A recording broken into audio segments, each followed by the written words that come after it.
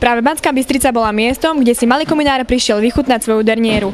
Posledný krát si ho prišli pozrieť rodáci salesiánskeho asistenta Tomáša Danka, ktorý v hre stvárnil jednu z hlavných postáv. Počas 5 dní celoslovenského turné sa humenskí herci okrem Banskej Bystrice predstavili aj v Bratislave, Dubnici nad Váhom i v Žiline, kde ich pozval riaditeľ školy Viliam Riško. Z divadelného predstavenia Malý kominár ja osobne mám veľmi silný zážitok.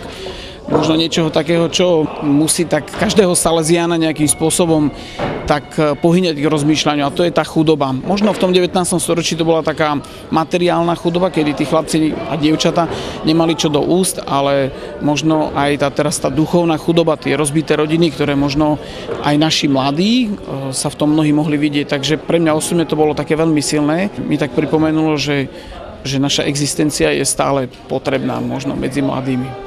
Radosť dvojročnej práce odvedenej na hre Malý kominár mali okrem hercov aj samotní Salesiáni.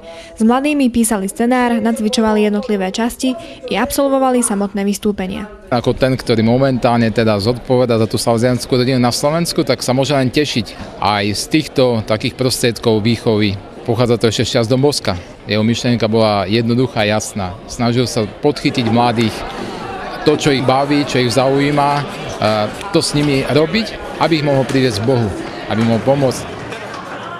Celkovo odohrali humenskí mladí 26 predstavení na 17 miestach celého Slovenska.